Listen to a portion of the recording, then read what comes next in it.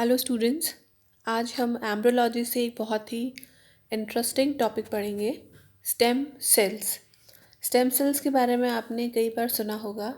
Stem cells basically special प्रकार की कोशिकाएं होती हैं जो मल्टी सेलुलर ऑर्गेनिजम्स में ही पाई जाती हैं। जो बहुकोशिकीय प्राणी हैं उनके शरीर में या उनके ऑर्गन्स में पाई जाती हैं मेनली, या उनकी बॉडी में डेवलप होती है। और ये अनडिफरेंशिएटेड टाइप की सेल्स होती हैं। अनडिफरेंशिएटेड मतलब नॉर्मली हमारी बॉडी के अंदर अलग अलग ऑर्गन में सेल्स डिफरेंशिएटेड होंगी। जैसे जो आइज़ की सेल हैं वो आई का काम करने या विजन के लिए स्पेशलाइज होती हैं, या लीवर की सेल की अगर हम बात करें तो वो लीवर के फंक्शन को परफॉर्म करने के लिए डिफरेंशिएटेड होती हैं। तो यहाँ जब हम स्टेम सेल की बात करते हैं तो ये ऐसी कोशिकाएं हैं जो अनडिफरेंशिएटेड हैं, जो किसी विशेष कार्य को करने के लिए अभी प्रोग्राम नहीं हुई है या अभी परिवर्तन इसमें नहीं हुए हैं। बेसिक टाइप का इसमें सिस्टम अभी भी प्रेजेंट है। इस प्रकार की जो कोशिकाएं हैं वो बेसिकली हमारी बॉडी के अंदर जो भी डैमेज होता है या इंजरी होती है उसके कारण जो कोशिकाएं नष्ट हो जाती है उसको रिप्लेस करने में भूमिका निभाती है। जब हम स्टेम सेल्स की बात करते हैं तो स्टेम सेल्स की तीन मुख्य प्रॉपर्टीज़ होती हैं, तीन उनके मुख्य लक्षण हैं, जिसमें पहला ही लक्षण है कि वो अनस्पेशलाइज्ड हैं, या जिसे हम कहते हैं अनडिफरेंशिएटेड हैं। वो किसी विशेष काम को करने के लिए अभी प्रोग्रामिंग इस कोशिका की नहीं हुई है, और ये इसमें एक बेसिक फीचर जो होता है किसी कोशिका का वो प्रेजेंट है। आगे जाके इसको डिफरेंशिएट किया जा सकता है। दूसरा मुख्य लक्षण है कि ये कोशिकाएं लंबे समय तक लगातार विभाजन कर सकती हैं और विभाजन करके खुद अपने जैसी अनेक कोशिकाएं बना सकती है, या जिसे हम कह सकते हैं कि स्टेम सेल्स जब डिवाइड करती हैं तो वो अपने जैसे ही और स्टेम सेल्स को बना सकती है। सामान्य कोशिकाएं जो होती है बॉडी की, अगर हम उनकी बात करते हैं तो उनकी डिवीजन की एक लिमिट होती है, उनके विभाजन की एक सीमा होती है। लेकिन स्टेम सेल्स ऐसी कोशिकाएं होती है जो लगातार अनवरत अनलिमिटेड संख्या तक डिवाइड कर सकती है। तीसरा मुख्य लक्षण ये है कि स्टेम सेल्स से जो नई कोशिकाएं बन रही है या नई स्टेम सेल्स बन रही हैं, इनको प्रोग्रामिंग करके या इंड्यूस करके कुछ अलग स्पेशलाइज्ड सेल में बदला जा सकता है, या जिसे हम कह सकते हैं कि हमारी बॉडी में जो अलग अलग कोशिकाएं हैं उनमें से किसी भी कोशिका की जिसकी आवश्यकता है उस कोशिका में बदला जा सकता है। तो आगे ये जाकर स्टेम सेल्स हमारी बॉडी की कोई भी कोशिका बना सकती है, और ये जो लक्षण है इसका ये सबसे ज़्यादा फ़ायदे वाला, या हम कह सकते हैं सबसे ज़्यादा बेनिफिशियल है रिसर्च में और थेरेपेटिक यूजेस में और मेडिकल साइंस के लिए।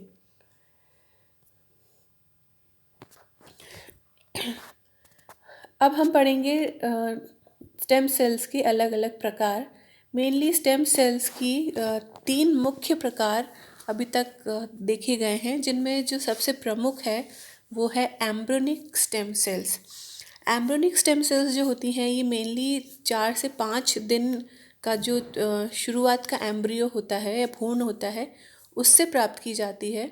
इस प्रकार के जो भ्रूण होते हैं वो सामान्यतः जब लैब के अंदर, या जिसे हम कहते हैं टेस्ट ट्यूब बेबी जब बनाया जाता है लैब में इन विट्रो फर्टिलाइजेशन के द्वारा, उस समय जो एक्स्ट्रा एम्ब्रियो बन जाते हैं जो जिनकी आवश्यकता नहीं होती है उनसे ये कोशिकाएं प्राप्त की जाती हैं।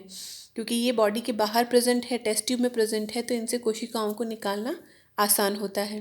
तो इस प्रकार के एम्ब्रियोनिक स्टेम सेल्स को प्राप्त करने के लिए टेस्ट ट्यूब में फर्टिलाइजेशन होगा, इन विट्रो फर्टिलाइजेशन, और लगभग तीसरे चौथे दिन के आसपास जो भ्रूण बन जाता है उस भ्रूण के अंदर जो कोशिकाएं पाई जाती हैं अंदर की ओर, उन कोशिकाओं को बोलते हैं इनर सेल मास। इन इनर सेल मास की कोशिकाएं जो हैं ये प्लूरिपोटेंट होती है। प्लूरिपोटेंट का अर्थ है कि इन कोशिकाओं के अंदर लगभग सभी प्रकार की शरीर की कोशिकाएं बनाने की क्षमता होती है। तो ये एम्ब्रियोनिक स्टेम सेल्स जो हैं वो सबसे ज़्यादा यूज़फुल हैं। यहाँ आप देख सकते हैं ये जो भ्रूण है 5वें दिन से पहले का जो भ्रूण, इस अवस्था को हम ब्लास्टोसिस्ट कहते हैं। ब्लास्टोसिस्ट अवस्था में मेनली बाहर की एक परत पाई जाती है जिसको ट्रोफो एक्टोडर्म कहते हैं, और इसके अलावा अंदर कोशिकाओं का आप गुच्छा देख सकते हैं जिसको हम कहते हैं इनर सेल मास। इस इनर सेल मास से ही जो कोशिकाएं हैं उनको अलग किया जाता है और आर्टिफिशियल माध्यम के अंदर इनको कल्चर किया जाता है। इस न्यूट्रिएंट रिच मीडियम के अंदर कोशिकाओं को कल्चर करके जो कोशिकाएं प्राप्त होती हैं ये प्लूरीपोटेंट स्टेम सेल्स होती हैं। इसका मतलब ये है, यहाँ प्लूरीपोटेंट का अर्थ है जिसमें सब सारी कोशिकाएं बनाने की क्षमता उपस्थित हो। तो इस प्रकार से आर्टिफिशियल वे में बने भ्रूण से हम एम्ब्रियोनिक स्टेम सेल्स को प्राप्त कर सकते हैं। यहाँ हम देख सकते हैं जो एम्ब्रियोनिक स्टेम सेल्स हैं वो बेसिकली ब्लास्टोसिस्ट अवस्था से प्राप्त की गई है। ब्लास्टोसिस्ट ये देख सकते हैं आप यहाँ पे इनर सेल मास जो है, और इस ब्लास्टोसिस्ट या इनर सेल मास से जो कोशिकाएं मिली है वो अपना सेल्फ रीन्यूअल कर सकती हैं, मतलब अपने जैसी और कोशिकाएं बना सकती है। और साथ ही में जो इसकी तीसरी प्रॉपर्टी है कि ये शरीर में आवश्यकता होने पर और भी अन्य कोशिकाओं में खुद को डिफ्रेंशिएट कर सकती है। जैसे हम यहाँ देख सकते हैं कि ये एक्टोडर्म, मीजोडर्म से बनने वाली कोशिकाएं ब्लड सेल्स, मसल सेल्स या एंडोडर्म से बनने वाली जो ग्लैंड सेल्स हैं किसी में भी खुद को चेंज कर सकती है। तो प्लूरिपोटेंसी का अर्थ है कि ऐसा लक्षण या ऐसा गुण जिसमें किसी भी प्रकार की कोशिकाओं को उत्पन्न किया जा सके। एक्टोडर्म, मेसोडर्म और एंडोडर्म से बनने वाली कोई भी सेल ये उत्पन्न कर सकती हैं।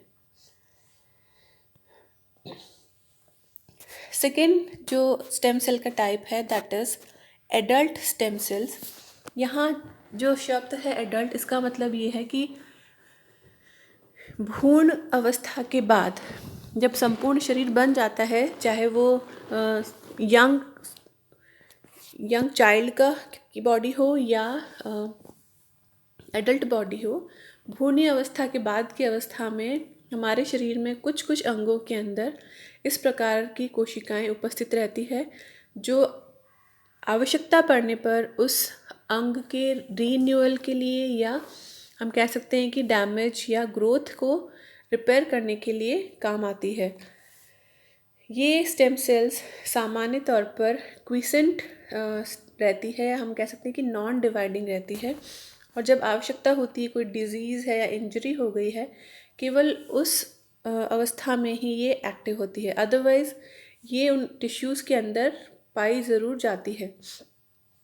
ये कोशिकाएं जो एडल्ट में पाई जाती हैं ये थोड़ी लेस पोटेंट होती है एम्ब्रियोनिक कोशिकाओं की तुलना में।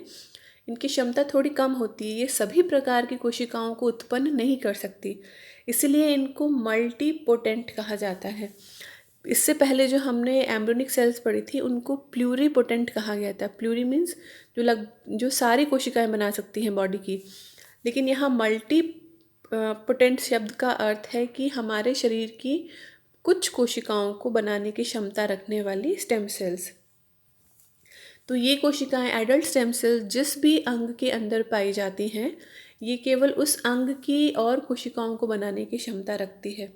जैसे अगर हम देखें तो एडल्ट में एपिडर्मिस, बोन मैरो और इंटेस्टाइन की लाइनिंग, इसके अलावा लिवर और कुछ कोशिकाएं ब्रेन और बोन मैरो इत्यादि में पाई जाती हैं। बोन मैरो के अंदर जो कोशिकाएं होती हैं वो हेमोपोएटिक होती है। हेमोपोएटिक का अर्थ है कि जो ब्लड के अंदर सेल्स पाई जाती हैं अलग अलग प्रकार की, उन सभी कोशिकाओं को बनाने की क्षमता रखने वाली। और ऐसे ही लिवर के अंदर जो कोशिकाएं होती है वो लिवर के रीजनरेशन में या उसके वापस उगने में, उसके रिपेयर में सहायक होती हैं।